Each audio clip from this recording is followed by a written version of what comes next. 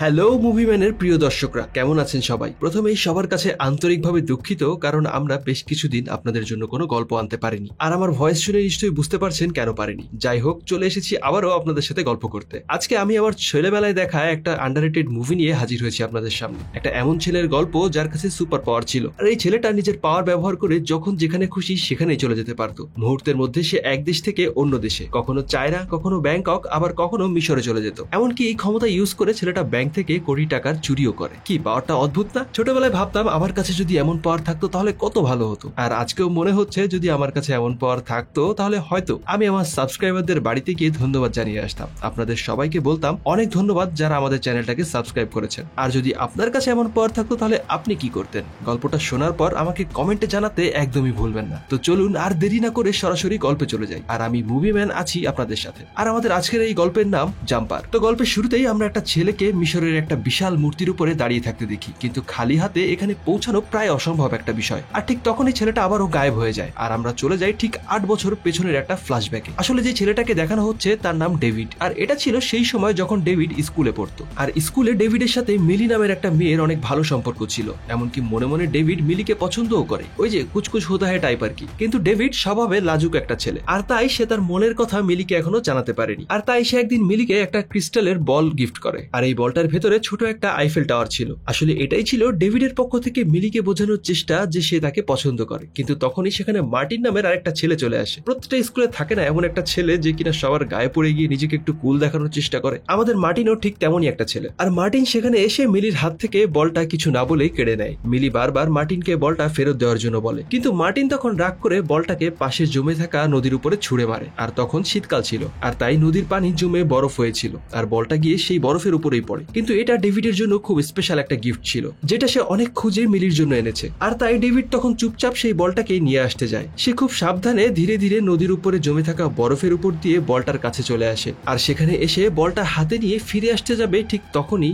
ডেভিডের পায়ের নিচে থাকা বরফ ভেঙে গিয়ে সে নদীর ঠান্ডা পানিতে পড়ে যায়। আসলে নদীর উপরের অংশ বরফ জমে থাকলেও নিচ দিয়ে নদীর স্রোত ঠিকই বয়ে যাচ্ছিল। আর তাই ডেভিড পানিতে পড়ার সাথে সাথে স্রোতের টান তাকে পানির নিচ থেকে টেনে নিয়ে যেতে শুরু করে। মিলি এটা দেখে ডেভিডকে বাঁচানোর জন্য চিৎকার করতে থাকে, কিন্তু ততক্ষণে অনেক দেরি হয়ে গেছে। ডেভিড এদিকে ঠান্ডা পানির নিচে নিজেকে বাঁচানোর অনেক চেষ্টা করছিল। তখন এই একটা অদ্ভুত ঘটনা ঘটে। চোখের পলকে সে নদীর নিচ থেকে একটা লাইব্রেরিতে এসে পৌঁছায়। লাইব্রেরিতে থাকা সবাই হঠাৎ করে তাকে দেখে অনেক অবাক হয়ে যায়, কারণ ডেভিড পুরোপুরি পানিতে ভেজা ছিল, সেই সাথে তার আশেপাশের সব জায়গায় পানি ছড়িয়ে পড়েছিল। আর সে নিজেও বুঝতে পারছিল না তার সাথে এই মুহূর্তে কি ঘটে গেল। কিছুক্ষণ পর ডেভিড ভেজা অবস্থায় বাড়ির দিকে ফিরতে শুরু করে, আর বাড়িতে ঢুকতেই তার বাবা উইলিয়াম দেরি করে আসার কারণ জিজ্ঞেস করে। কিন্তু ডেভিডের সাথে তার বাবার সম্পর্ক খুব একটা ভালো ছিল না। অনেক ছোটবেলায় ডেভিডের মা মেরি তাদের দুজনকেই ছেড়ে চলে গেছে, তাই ডেভিড চুপচাপ তার রুমে চলে আসে। কিন্তু তার পেছন পেছন তার বাবা এসে গেটে জোরে জোরে নক করতে থাকে, আর জিজ্ঞেস করে আমার কথার উত্তর দিচ্ছ না কেন? ডেভিডের বাবাকে দেখেই বোঝা যাচ্ছিল সে অনেক রেগে আছে। কিন্তু যখন সে গেট খুলে ভিতরে ঢুকে, ঠিক সেই মুহূর্তে ডেভিড আবারও সেখান থেকে গায়েব হয়ে যায়। ডেভিড আবারও সেই লাইব্রেরিতে এসে পৌঁছেছে, আর আসলে এটা ছিল ডেভিডের পাওয়ার। সে তার ইচ্ছা মতো টেলিপোর্ট হয়ে মুহূর্তের মধ্যে যে কোনো জায়গায় চলে যেতে পারতো। এরপর ডেভিড সেখান থেকে টেলিপোর্ট হয়ে আবারও তার নিজের রুমে ফিরে আসে। কিন্তু সেখানে আসার পর সে দেখতে পায় তার বাবা অলরেডি পুলিশকে কল করেছে, কারণ তার বাবা ভেবেছিল ডেভিড হারিয়ে গেছে। ডেভিড সিদ্ধান্ত নেয় সে তার বাবার সাথে থাকবে না, তাই নিজের কিছু জমানো টাকা নিয়ে সে আবারও বেরিয়ে পড়ে বাড়ি থেকে। আর শহর ছেড়ে আসার আগে ডেভিড সেই ক্রিস্টালের বলটা মিলির বাড়ির সামনে রেখে আসে। বাইরে এসে মিলি বলটা দেখে অনেক অবাক হয়ে যায়, কিন্তু সে বুঝতে পারে হয়তো ডেভিড এখনো বেঁচে আছে। আর এখান থেকে শুরু হয় আমাদের এই গল্পের ইন্টারেস্টিং পার্ট। আর পরের দিনই ডেভিড তার জমানো টাকাগুলো নিয়ে নতুন শহরে চলে আসে। আর সেখানে এসেই সবার প্রথমে সে একটা হোটেল রুম ভাড়া নেয়। আর তার পরের দিন থেকেই সারাদিন সে শহরের মধ্যে ঘুরে তার টেলিপোর্ট হওয়ার ক্ষমতা প্র্যাকটিস করতে থাকে। সে আসলে বোঝার চেষ্টা করছিল তার ক্ষমতা কিভাবে কাজ করে। আর এখানে আপনাদেরকে একটা বিষয় বলে রাখি, ডেভিডের এই যে ক্ষমতা আছে, এই ক্ষমতা যাদের থাকে তাদেরকে জাম্পার বলা হয়। আর তারা শুধুমাত্র সেই জায়গাতে যেতে পারে যেটা তারা চোখের সামনে দেখেছে, অথবা এর আগে কখনো সেই জায়গায় গিয়েছে। আর ডেভিডও ধীরে ধীরে তার পাওয়ারের ব্যাপারে বুঝতে শুরু করে। কিন্তু যত দিন যাচ্ছে তার জমানো টাকাগুলো শেষ হয়ে আসছে, কিন্তু তাকে এই শহরে সার্ভাইভ করতে হলে টাকার প্রয়োজন। আর মাত্র 15 বছরের একটা বাচ্চা কি বা করবে? তাই ডেভিডের মাথায় একটা প্ল্যান আসে। সে সবার আগে এই শহরের সব থেকে বড় ব্যাংকের সামনে আসে, আর সেখানে এসে সিকিউরিটির কাছে বাথরুমের বাহানা করে সে ব্যাংকের নিচে থাকা ভল্টের এলাকায় আসে। সেখানে তখন ব্যাংকের কর্মচারীরা ব্যাংকে আসা টাকাগুলোকে লকারে রাখছিল। ডেভিড বাইরে থেকেই লকারের ভেতরটা খুব ভালোভাবে দেখে নেয়। এরপর রাতে হোটেল রুমে ফিরে এসে ডেভিড লকার ভাঙার জন্য এক গাদা হাতুড়ি আর সরঞ্জাম নিয়ে আবারও টেলিপোর্ট হয়ে ব্যাংকের ভল্টে চলে আসে। ব্যাস আর কি, শুরু হয় টাকার বৃষ্টি। সে বারবার ব্যাংকের ভেতর থেকে টাকার বান্ডিলগুলো নিয়ে তার হোটেল রুমে ফিরে আসতে শুরু করে। একটা সময় তার মনে হয় তার কাছে থাকা ব্যাগটা অনেক ছোট হয়ে গেছে। গেছে, তাই সে রুমে থাকা বেডশিট নিয়ে সেটাতে ভরে টাকা নিয়ে রুমে ফিরে আসে। আর সেখানে এত বেশি টাকা ছিল যা কেউ কল্পনাও করতে পারবে না। আর সেদিন রাতে ডেভিড টাকার বিছানাতেই শুয়ে পড়ে, কিন্তু পরের দিন ব্যাংকে তোলপাড় শুরু হয়ে যায়, কারণ ব্যাংক কর্মকর্তারা এটা ভেবেই পাচ্ছিল না ব্যাংকের বন্ধ লকারের ভিতর থেকে এতগুলো টাকা কিভাবে চুরি হয়ে যায়। আর সেখানে আমরা দেখতে পাই এই মুভির আরেকটা মেইন ক্যারেক্টার রোল্যান্ডকে আসলে এখানে পাঠানো হয়েছিল এই চুরির ইনভেস্টিগেশন করতে, কিন্তু চারপাশের পরিস্থিতি ভালোভাবে দেখেই রোল্যান্ড বুঝে যায় এটা কোনো সাধারণ মানুষের কাজ না। আর রোল্যান্ড আসলে একটা অর্গানাইজেশনের মেম্বার ছিল।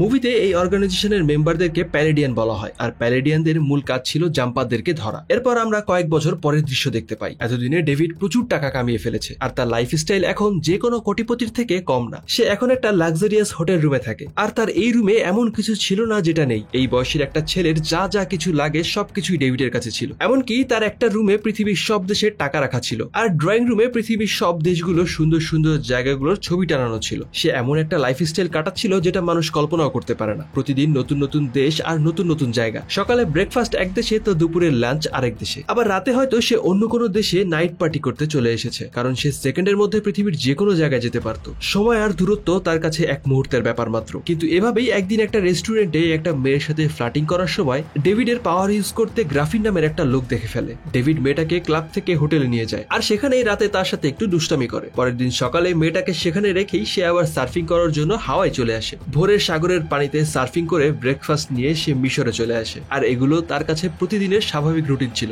যখন যেমন আবহাওয়ায় যা কিছু করতে মন চায় সে সেখানে চলে আসে। অন্যদিকে তখন আমরা একটা ঘন জঙ্গলের মধ্যে প্যালেডিয়ান আর একজন জাম্পারের লড়াই দেখতে পাই। আর এই প্যালেডিয়ানদের কাছে এক ধরনের ডিভাইস ছিল যেটা দিয়ে তারা হাই ভোল্টেজের কারেন্ট জেনারেট করতে পারত, আর তাদের এই ডিভাইসের তারগুলো হাই ম্যাগনেটিক ফিল্ড তৈরি করত। এজন্য যদি কোনো জাম্পার একবার তাদের ডিভাইসের সংস্পর্শে চলে আসে তারপর সে আর জাম্প করতে পারতো না। আর এখানে আমরা আবারও রোল্যান্ডকে দেখতে পাই। তার কাছে একটা ঐতিহাসিক ছুরি ছিল, আর জাম্পারদেরকে ধরার পর রোল্যান্ড সেই ছুরি দিয়ে তাদেরকে মেরে ফেলে। আর রোল্যান্ড পার্সোনালি জাম্পারদেরকে অনেক ঘৃণা করে, কারণ রোল্যান্ডের মতে জাম্পাররা ভুল করে এমন ক্ষমতা পেয়ে গেছে যেটা শুধুমাত্র সৃষ্টিকর্তার কাছেই থাকা উচিত, তাই সে তাদেরকে খুঁজে খুঁজে মেরে ফেলে। আর তাছাড়াও এমন কিছু জাম্পার ছিল যাদের কারণে সাধারণ মানুষের জীবন মুহূর্তেই পাল্টে যেত, কারণ বিভিন্ন জায়গায় চুরি মার্ডারের সংখ্যা বাড়ছিল। আর তখনই রোল্যান্ডের কাছে ডেভিডের ব্যাপারে খোঁজ আসে, তাই সে সেখান থেকে সোজা ডেভিডের হোটেল রুমে চলে আসে। ডেভিড যখন রাতে তার রুমে ফিরে আসে সেখানে সে রোল্যান্ডকে দেখে অবাক হয়ে যায়, আর জিজ্ঞেস করে তুমি এখানে কি করছো। রোল্যান্ড প্রথমে ডেভিডকে শান্ত করার জন্য বলে তোমার ভয়ের কিছু নেই, আমি পুলিশের লোক না, আর তোমার দেওয়ালে যে ছবিগুলো আছে তুমি কি সেই সব জায়গায় গিয়েছো। আসলে রোল্যান্ড তখন কথার জালে ফেলে ডেভিডের কাছে আসতে চাচ্ছিল, কিন্তু ডেভিড তখন বলে যদি তুমি পুলিশের লোক না হও তাহলে এখনই আমার রুম থেকে বের হয়ে যাও। কিন্তু ততক্ষণে দেরি হয়ে গেছে। রোল্যান্ড তার সেই ডিভাইসটা বের করে ডেভিডের উপর আক্রমণ করে। সে ডেভিডকে অনেক হাই ভোল্টেজের শক দেয়, আর এর ফলে ডেভিড চাইলেও সেখান থেকে জাম্প করে অন্য কোথাও যেতে পারছিল না, কারণ সে চোখের সামনে সবকিছু ক্লিয়ার ভাবে দেখতে পাচ্ছিল না। ডেভিড এখান থেকে পালিয়ে যেতে চাচ্ছিল, কিন্তু রোল্যান্ড একের পর এক তাকে আঘাত করে যাচ্ছে। কিন্তু তখনই এমন একটা মুহূর্ত আসে যখন ডেভিড নিজেকে পাশে থাকা আরেকটা রুমে টেলিপোর্ট করে নেয়, আর সেখান থেকে যতটা সম্ভব টাকা আর নিজের পাসপোর্ট নিয়ে সেখান থেকে টেলিপোর্ট হয়ে গায়েব হয়ে যায়। মাত্র কয়েক সেকেন্ডের জন্য সে বেঁচে গেছে। কিন্তু ডেভিড চলে যাওয়ার পর রোল্যান্ড সাথে সাথে তার টিমকে ফোন করে সবাইকে অ্যালার্ট করে দেয়, আর তাদেরকে বলে ডেভিডের রুমে থাকা সব ছবিগুলো নিয়ে অ্যানালাইসিস করো, কারণ এখানে যে ছবিগুলো আছে নিশ্চয়ই ডেভিড এই জায়গাগুলোর মধ্যেই কোথাও গেছে। অন্যদিকে ডেভিডও ততক্ষণে বুঝে গেছে তার উপর যে আক্রমণ করেছিল সে অবশ্যই তার ব্যাপারে অনেক কিছুই জানে, আর ওই রুমে থাকা সব ছবিগুলোই তারা অ্যানালাইসিস করবে। এজন্য ডেভিডের এখন এমন একটা জায়গা দরকার ছিল যেখানে সে কিছুদিনের জন্য লুকাতে পারে। তাই ডেভিড আবারও নিজের রুমে ফিরে আসে, আর সেখানে আসার সাথে সাথে তার বাবা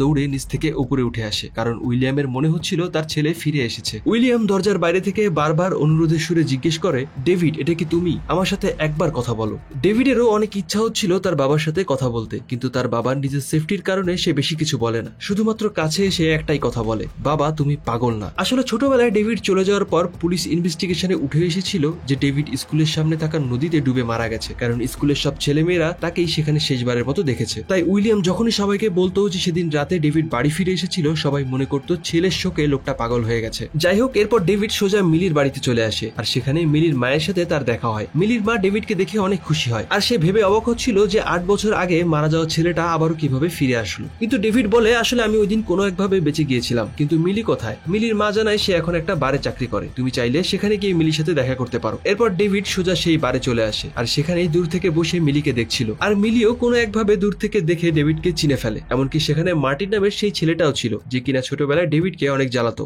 মার্টিনও ডেভিডকে চিনে ফেলে, কিন্তু ডেভিড বারবার মার্টিনকে বলে তুমি ভুল করছো, আমি আর সেই আগের পুরাতন ডেভিড নেই। কিন্তু মার্টিনের স্বভাব একদমই বদলায়নি, সে আবারও ডেভিডকে রাগানোর জন্য মিলির সাথে অশালীন আচরণ করে, আর এটা দেখে ডেভিডের মাথা একেবারেই গরম হয়ে যায়। তাদের দুজনের মধ্যে লড়াই শুরু হয়, কিন্তু আজকের আজকের দিনটা ছিল ডেভিডের জন্য বদলা নেওয়ার দিন, তাই সে মার্টিনকে সোজা সেই ব্যাংকের লকারে টেলিপোর্ট করে নিয়ে আসে আর তাকে সেখানেই ফেলে আবারও বারে ফিরে আসে। মিলি তাকে মার্টিনের কথা জিজ্ঞেস করলে সে বলে জানি না, ও কোথায় যেন চলে গেল। এরপর কথায় কথায় ডেভিড মিলিকে বলে তোমার তো ছোটবেলা থেকেই স্বপ্ন ছিল পৃথিবী ঘুরে দেখার, তো সেই স্বপ্নগুলোর কি হয়েছে? এখনো এই শহরে নিজেকে আটকে রেখেছো কেন? মিলি তার কথার তেমন কোনো উত্তর দেয় না, কারণ আসলে মিলি যেভাবে প্ল্যান করেছিল তার জীবনটা সেভাবে যায়নি। তখন ডেভিড জিজ্ঞেস করে তুমি কি আমার সাথে রুমে যাবে? মিলি আগে থেকেই জানতো ডেভিড তাকে পছন্দ করে আর সেও ডেভিডকে পছন্দ করত। মিলি জিজ্ঞেস করে আগে তুমি আমাকে বলো তুমি কি করো। ডেভিড তখন একটু ভেবে বলে আসলে আমি ব্যাংকিং সেক্টরে আছি আর আমার কাজ হলো ব্যাংকের টাকা এখান থেকে ওখানে ট্রান্সপোর্ট করা। যদিও ডেভিড সত্যি কথাই বলছিল কিন্তু একটু অন্যভাবে। যাই হোক, মিলি রাজি হয়ে যায় ডেভিডের সাথে বাইরে যাওয়ার জন্য। এদিকে তখন পুলিশ মার্টিনকে ব্যাংকের সেই লকারে খুঁজে পায়, কিন্তু বারবার পুলিশ জিজ্ঞেস করার পরেও মার্টিন বলছিল আমাকে ডেভিড নামের আমার এক বন্ধু এখানে রেখে গেছে। আর এই কথা শুনে পুলিশ কিছুতেই বিশ্বাস করছিল না। আর ঠিক তখনই এন্ট্রি হয় রোল্যান্ডের। রোল্যান্ড ঠান্ডা মাথায় মার্টিনের কাছে জিজ্ঞেস করে আচ্ছা ডেভিডের সাথে তোমার কোথায় দেখা হয়েছে আর তোমাদের মধ্যে কি কি হয়েছে সবকিছু আমাকে খুলে বলো। মার্টিন তাকে সবকিছু বলে দেয় আর সেখান থেকে বের হয়ে রোল্যান্ড আবারও তার টিমমেটদেরকে সব তথ্য দিয়ে দেয়। অন্যদিকে তখন ডেভিড আর মিলি তাদের লাইফের সব থেকে এনজয়েবল মোমেন্ট পার করছিল। সারাদিন ঘোরাঘুরি আর খাওয়া দাওয়া তো চলছিলই, তাই পাশাপাশি এক্সারসাইজটাও অনেক জরুরি, তাই তারা সেটাও বাদ দেয়নি। এরপর তারা ঘুরতে ঘুরতে রোমের সব থেকে ঐতিহাসিক জায়গা কালারসামে ঘুরতে আসে। আসলে এখানে পুরাতন রাজাদের বানানো একটা গোলকধাঁধা ছিল আর সেটাকে দেখতেই পৃথিবীর সব জায়গা থেকে মানুষ এখানে আসতো। কিন্তু ডেভিড আর মিলি যখন এখানে এসেছে এই জায়গাটার গেট বন্ধ হয়ে গেছে, কিন্তু ডেভিডের জন্য তো কোনো দরজাই বন্ধ না, তাই সে একটু লুকিয়ে ভিতরে ঢুকে পড়ে আর পেছনের গেট খুলে মিলিকে ভিতরে নিয়ে যায়। সেখানে গিয়ে একটা ভিআইপি ট্যুর পেয়ে মিলি তো অনেক খুশি, কিন্তু একই সাথে সেখানে আরেকটা রেস্ট্রিক্টেড গেট ছিল যেটা খোলা নিষেধ ছিল। কিন্তু ডেভিড তার নায়িকার সামনে একটু ফ্লেক্স নেবে না তা কি করে হয়, আর তাই সেই গেটটাকেও খুলতে সে টেলিপোর্ট হয়ে ভিতরে ঢুকে যায়। কিন্তু বাইরে আসতেই গ্রেফিন নামের একজনের সাথে তার দেখা হয়। গ্রেফিন তখন বাইরে থাকা গাছগুলোতে পানি দিচ্ছিল। পানি দিতে দিতেই সে ডেভিডকে বলে আমি জানি তুমি একজন জাম্পার, কিন্তু এই পৃথিবীতে তুমি একা না যার কাছে এই ক্ষমতা আছে। পৃথিবীর আরো অনেক মানুষ আছে যাদের কাছে তোমার মতো ক্ষমতা আছে আর তাদের মধ্যে আমিও একজন। কিন্তু যদি তোমার কথা বলতে হয় তাহলে তুমি আসলে একটা বোকা। নিজের গার্লফ্রেন্ডকে নিয়ে এখানে ঘুরতে আসা তোমার জীবনের সব থেকে বড় বোকামি। তুমি জানো না পুরো দুনিয়াতে কত মানুষ তোমাকে খুঁজছে। আর তখনই ঠিক তাদের সামনে কিছু প্যালেডিয়ানরা চলে আসে। আসলে তারা সবাই রোল্যান্ডের ইনফরমেশন পেয়েই এখানে এসেছে। আর এরপরে শুরু হয় জাম্পার আর প্যালেডিয়ানদের মধ্যে এক দুর্ধর্ষ লড়াই। ডেভিড আর গ্রেফিন দুজনেই টেলিপোর্ট হয়ে তাদের সাথে লড়াই করছিল, কিন্তু গ্রেফিনের রাগ যেন একটু বেশি, তাই সে এক এক করে প্যালেডিয়ামদেরকে মারছিল। আর এর মধ্যেই হঠাৎ করে গ্রেফিন জাম্প করে তার আস্থানায় চলে আসে আর গ্রেফিনের পেছনে পেছনে সেখানে ডেভিডও চলে আসে। আর এখানে আপনাদেরকে আরেকটা জিনিস বলে রাখি, যখন কোনো জাম্পার জাম্প করে সাথে সাথে সেখানে একটা পোর্টাল কিছুক্ষণের জন্য ওপেন হয়ে যায়, আর যদি অন্য কোনো জাম্পার সেই পোর্টাল টাচ করে তাহলে সেও তার পেছনে পেছনে একই জায়গায় চলে আসতে পারে। কিন্তু ডেভিডকে এখানে দেখে গ্রেফিন অনেক রেগে যায়, কারণ অলরেডি প্যালেডিয়ামরা ডেভিডের পিছু করছিল। গ্রেফিন চায় না কেউ তার আস্থানা খুঁজে পাক। গ্রেফিন ডেভিডকে বলে যদি তোমার পেছনে পেছনে প্যালেডিয়ামরা এখানেও চলে আসে তাহলে আমার আস্থানা আর সেফ থাকবে না। তাছাড়াও তোমার গার্লফ্রেন্ড এখনো রোমেই আছে, তাই আগে সেখানে গিয়ে তাকে বাঁচাও। এটা শুনে ডেভিড আবারও রোমে ফিরে আসে আর ফিরে এসে ডেভিড মিলিকে নিয়ে সেখান থেকে দ্রুত বাইরে বের হয়ে আসে। কিন্তু তখনই আশপাশ থেকে কিছু পুলিশ অফিসার এসে তাদেরকে ঘিরে ধরে আর জিজ্ঞেস করে গেট বন্ধ হওয়ার পরেও তোমরা ভিতরে কিভাবে ঢুকলে। এরপর তারা তাদের দুজনকেই অ্যারেস্ট করে জিজ্ঞাসাবাদের জন্য থানায় নিয়ে আসে। সেখানে একজন অফিসার ডেভিডকে বিভিন্ন প্রশ্ন করছিল। তখনই সেখানে এন্ট্রি হয় ডেভিডের মা মেরির। এত বছর পর নিজের মাকে চোখের সামনে দেখে ডেভিড কিছুতেই বিশ্বাস করতে পারছিল না, কিন্তু মেরি বলে তোমার কাছে সময় খুব কম আছে, রোল্যান্ড যে কোনো সময় এখানে চলে আসবে আর তাই এখনই এখান থেকে পালিয়ে যাও। ডেভিড তখন বুঝতে পারছিল না হঠাৎ করে তার সাথে এইসব কিছু কেন হচ্ছে, কিন্তু মিলিকে যে করেই হোক এই সব কিছু থেকে দূরে রাখতে হবে। এজন্য ডেভিড দ্রুত নিচে চলে আসে আর মিলিকে নিয়ে সেখান থেকে এয়ারপোর্টে চলে যায়। এয়ারপোর্টে আসার পর ডেভিড মিলিকে বলে আসলে আমার এখানে জরুরি কিছু কাজ বেঁধে গেছে, তাই তুমি এখান থেকে চলে যাও। মিলি তখন জিজ্ঞেস করে তোমার পিছনে পুলিশ কেন পড়ে আছে আর তুমি অদ্ভুত ভাবে সব জায়গায় কিভাবে পৌঁছে যাও। আমি আসার পর থেকেই দেখছি তুমি তোমার এই ব্যাগটা এক মুহূর্তের জন্য নিজের কাছ থেকে দূরে সরতে দিচ্ছ না, কি আছে তোমার এই ব্যাগের মধ্যে। আর তখন ডেভিড বুঝতে পারে আসলে সে মিলিকে আর মিথ্যা কথা বলতে পারবে না, তাই মিলিকে সবকিছু খুলে বলে সে যে আসলে একজন জাম্পার আর সে বড় বড় ব্যাংকে চুরি করে আর তার কাছে থাকা এই ব্যাগের মধ্যে শুধুমাত্র টাকা আছে, কিন্তু এখন তাকে মারার জন্য কিছু লোক তার পিছনে পড়েছে। তাই ডেভিড বলে তোমার এখন আমার সাথে থাকা একদমই সেফ হবে না। মিলি তখন সবকিছু শুনে কিছুটা হতাশ হয়ে যায় আর ডেভিডের কথা মতো ফ্লাইটের টিকিট কেটে সেখান থেকে নিজের শহরে ফিরে আসে। এরপর ডেভিড আবারও গ্রেফিনের আস্থানায় চলে আসে আর তাকে জিজ্ঞেস করে আমাকে সবকিছু খুলে বলো, কারা এই লোক যারা আমাদেরকে মারতে চাচ্ছে। তখন গ্রেফিন তাকে বলতে শুরু করে এই লোকগুলো হলো প্যালেডিয়াম, যারা বহু বছর ধরে আমাদের শিকার করে আসছে, এমনকি তারা আমাদের ফ্যামিলি মেম্বার এবং প্রিয় মানুষ কাউকেই ছাড় দেয় না। প্যালেডিয়ামরাই আমার পুরো পরিবারকে মেরে ফেলেছে আর এই কারণেই গ্রেফিন কোনো প্যালেডিয়ামকে সামনে পেলেই তাকে মেরে ফেলতে চাইতো। কিন্তু ডেভিড তখন ভাবছিল প্যালেডিয়ামরা আমার পেছনে রোমে কিভাবে আসলো। তখনই তার মাথায় আসে মার্টিনের কথা, কারণ মার্টিন তো ডেভিড আর মিলির কথা জানে আর নিশ্চয়ই রোল্যান্ড মার্টিন পর্যন্ত পৌঁছে গেছে। আর তাই সাথে সাথে দেরি না করে ডেভিড মার্টিনের কাছে চলে আসে আর তাকে জিজ্ঞেস করে তুমি ওদেরকে কি কি বলেছো। মার্টিন তখন বলে আমি সবকিছু বলে দিয়েছি। এটা শুনে ডেভিড বুঝতে পারে আসলে মিলিও এখন আর সেফ নেই, কারণ তাকে ধরতে এই প্যালেডিয়ানরা অবশ্যই মিলিকে ব্যবহার করবে। তাই সে আবারও গ্রিফিনের কাছে ফিরে আসে আর তাকে বলে আমার গার্লফ্রেন্ড বিপদে আছে, তাকে বাঁচানোর জন্য আমার তোমার সাহায্যের প্রয়োজন। কিন্তু গ্রিফিন বলে দেখো এই সবকিছু আমার সমস্যা না, তোমার গার্লফ্রেন্ড, তাই তোমাকেই এটা ঠিক করতে হবে। আর তাছাড়াও তোমার কারণে আমার সিক্রেট আস্তানাও এখন আর সেফ নেই। এটা বলে গ্রিফিন ডেভিডকে সেখান থেকে চলে যেতে বলে, কিন্তু তাদের মধ্যে কথা কাটাকাটি শুরু হয় আর একজন আরেকজনকে মারতে শুরু করে। কিছুক্ষণ পরে গ্রিফিন আর ডেভিড দুজনেই বুঝতে পারে এভাবে লড়াই করে কোনো কিছু সমাধান হবে না। আর যেহেতু ডেভিড বারবার গ্রিফিনের আস্তানায় আসছিল, তাই গ্রিফিন সিদ্ধান্ত নেয় সে আর এই আস্তানায় থাকবে না। সাথে সাথে গ্রিফিন নিজেকে টেলিপোর্ট করে চায়নায় চলে আসে। কিন্তু আগেই বলেছি কোনো জাম্পার জাম্প করলে সেখানে ছোট একটা টেলিপোর্টেশনের দরজা খুলে যেত, আর সেটাকে ব্যবহার করে ডেভিড ও গ্রিফিনের পেছন পেছন চায়না চলে আসে। আর সে তাকে বারবার বোঝানোর চেষ্টা করে তারা দুজনে আলাদা আলাদা দুর্বল, কিন্তু একসাথে তারা দুজন প্যালেডিয়ানদেরকে হারাতে পারবে। কিছুক্ষণ এভাবে চলার পর গ্রিফিন বুঝতে পারে এভাবে সে ডেভিডকে পিছু ছাড়াতে পারবে না। তাই গ্রিফিন বলে ঠিক আছে, আমরা যা করব একসাথে করব। এটা বলেই সে একটা শোরুম থেকে একটা গাড়ি টেলিপোর্ট করে বাইরে বের করে নিয়ে আসে আর পুরো গাড়ি সহ নিজেদেরকে টেলিপোর্ট করে সেখান থেকে দ্রুত পালাতে শুরু করে। আর এখানেই ডেভিড জীবনে প্রথম বুঝতে পারে যে সে চাইলে তার সাথে অন্য কোনো জিনিস নিয়েও জাম্প করতে পারবে। আর ডেভিড তখন জাম্প করে মিলির সাথে দেখা করতে আসে, কিন্তু মিলি তাকে দেখে একদমই খুশি ছিল না। মিলি তখন বলে তুমি আমাকে তোমার ব্যাপারে আগে কেন বলনি? তুমি জানো 8 বছর আগে তুমি আমার চোখের সামনে ডুবে গিয়েছিলে, তখন থেকে আমি নিজেকে মাফ করতে পারি না। মন বলতো হয়তো তুমি বেঁচে আছো, কিন্তু আমি তোমার কোনো খোঁজ পাইনি। আর এত বছর পর যখন দেখা হলো তখন জানতে পারি তুমি চাইলেই 1 সেকেন্ডের মধ্যে আমার কাছে আসতে পারতে, কিন্তু তাও তুমি কখনোই আসোনি। মিলি যখন এসব কথা বলছিল ঠিক তখনই তার বাসার নিচে বেশ কয়েকজন প্যালেডিয়ান চলে আসে। আর এটা দেখে ডেভিড আর কোনো উপায় না পেয়ে মিলিকে সাথে নিয়েই জাম্প করে গ্রিফিনের আস্তানায় চলে আসে। কিন্তু রোল্যান্ডও ঠিক তখনই মিলির বাসায় ঢোকে আর সে ডেভিডের ছেড়ে যাওয়া টেলিপোর্টেশনের দরজাটা খুঁজে পায়। আসলে রোল্যান্ডদের কাছে এমন একটা ডিভাইস ছিল যেটা দিয়ে তারা ইচ্ছা করলেই জাম্পারদের রেখে যাওয়া এই ধরনের দরজাগুলোকে কিছুক্ষণের জন্য খুলে রাখতে পারতো, আর তারা সেটাই শুরু করে। এদিকে গ্রিফিন তখন দেখে ডেভিড তার আস্তানায় এবার মিলিকেও নিয়ে এসেছে। সে ডেভিডের উপর আবারও রেগে যায় আর বলে তোমাকে কতবার বলেছি সরাসরি আমার আস্তানায় জাম্প করবে না, আর এবার তো তুমি তোমার গার্লফ্রেন্ডকে নিয়ে এখানে চলে এসেছো। আর ততক্ষণে মিলির বাড়িতে থাকা রোল্যান্ড আর তার টিম ডেভিডের ফেলে আসা টেলিপোর্টেশন ডোর দিয়ে গ্রিফিনের আস্তানায় আসার চেষ্টা করে, আর কিছুক্ষণের মধ্যে তারা সেখানে চলেও আসে। আর এবার রোল্যান্ড আর তার সাথীর সাথে ডেভিড আর গ্রিফিনের ফাইট শুরু হয়। এক পর্যায়ে রোল্যান্ড ডেভিডকে তার ডিভাইস দিয়ে ওয়ালের সাথে আটকে ফেলে, আর সেখানেই সেই ঐতিহাসিক ছুরিটা বের করে ডেভিডকে মারতেই যাচ্ছিল। তখন ডেভিড রোল্যান্ডকে জিজ্ঞেস করে আমি তোমার কি ক্ষতি করেছি? আমি তো কখনোই কারো ক্ষতি করিনি, তাহলে তুমি আমাকে মারতে চাও কেন? তখন রোল্যান্ড বলে তুমি হয়তো এখনো কাউকে হত্যা করনি, কিন্তু তুমি অবশ্যই একসময় করবে। ডেভিড আবারও বলে কিন্তু আমি অন্যদের মতো না, আমি সবার থেকে আলাদা। এটা শুনে রোল্যান্ড বলে তুমি একদমই আলাদা না, তোমরা সব জাম্পাররাই স্বার্থপর, আর এমন ক্ষমতা কারো কাছেই থাকা উচিত না। এটা বলে সে ডেভিডকে মারতে যাবে, ঠিক তখনই গ্রিফিন সেখানে চলে আসে আর তাদের উপর আগুন দিয়ে হামলা করে। আর আগুনের হাত থেকে বাঁচতে রোল্যান্ড আবারও লাফ দিয়ে টেলিপোর্টেশন ডোরের সাহায্যে মিলির বাড়িতে চলে আসে, আর তার পিছু পিছু গ্রিফিনও সেখানে চলে আসে। এবার সে প্যালেডিয়ামদের সেই ডিভাইসটা নিয়ে তার আস্তানায় ফিরে আসে, যেটা দিয়ে তারা এই দরজাগুলোকে খোলা রাখছিল। কিন্তু দরজা বন্ধ হওয়ার ঠিক আগ মুহূর্তেই অন্য পাশ থেকে রোল্যান্ড মিলিকে টেনে নিয়ে তাদের কাছে নিয়ে যায়, অর্থাৎ তারা এবার মিলিকে তাদের টোপ হিসেবে ব্যবহার করবে,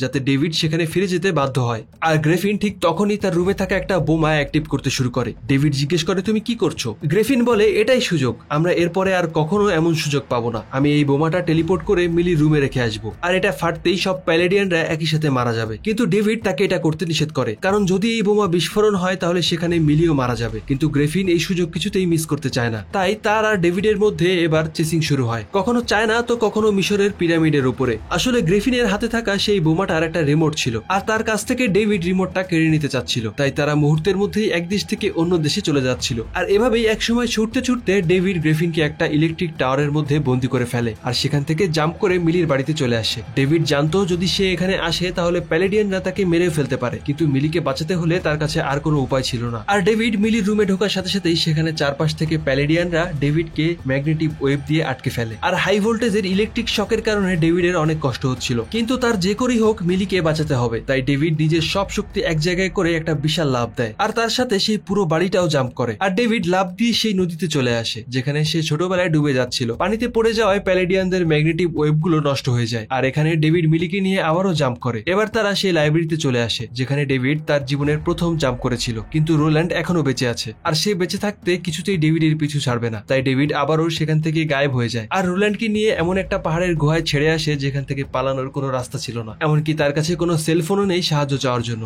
ডেভিড তখন রোল্যান্ডকে বলে আমি তোমাকে আগেই বলেছিলাম আমি অন্যদের মতো না, আমি কাউকে মারতে চাই না। এটা বলে ডেভিড সেখান থেকে ফিরে আসে। কিছুদিন পরের দৃশ্যে আমরা দেখতে পাই ডেভিড ডেভিড তার মা মেরির সাথে দেখা করতে এসেছে। আর এখানে আসার পর ডেভিড দেখতে পায় তার মা আরেকটা বিয়ে করেছে, আর সেখানেও তার একটা বোন আছে। ডেভিড মেরিকে জিজ্ঞেস করে, তুমি মাত্র 5 বছর বয়সে আমাকে একা ফেলে কিভাবে চলে আসলে? আর এখানেই মুভির একটা টুইস্ট রিভিল হয়। ম্যারি বলে, আমি নিজেও একজন প্যালেডিয়ান, আর তাই যখন আমি সবার প্রথমে জানতে পারি যে আমার নিজের ছেলে একজন জাম্পার, তখন আমার কাছে দুটো অপশন ছিল, এক তোমাকে নিজের হাতে মেরে ফেলা, আর তা না হলে তোমাকে রেখে অনেক দূরে চলে যাওয়া। আমি দ্বিতীয় অপশনটা বেছে নিয়েছি, আর তাই আমি চাইলেও তোমার সাথে থাকতে পারিনি। এটা শুনে ডেভিড তার মাকে জড়িয়ে ধরে আর বিদায় জানিয়ে সেখান থেকে বের হয়ে আসে। তখন আমরা দেখতে পাই বাইরে মিলি দাঁড়িয়ে আছে। ডেভিড মিলিকে জিজ্ঞেস করে, তুমি কোথায় যেতে চাও? মিলি হাসতে হাসতে বলে, এখানে অনেক ঠান্ডা, চলো আমরা গরম কোন এলাকা থেকে ঘুরে আসি। আর তখনই ডেভিড মিলিকে নিয়ে আবারও জাম্প করে, আর গল্পটা এখানেই শেষ হয়ে যায়। এই মুভিটা আমার সব থেকে প্রিয় মুভিগুলোর মধ্যে একটা, কেন জানি না, তবে সবসময় মনে হতো ডেভিডের মতো মুহূর্তের মধ্যে পৃথিবী ঘুরতে পারার আনন্দটা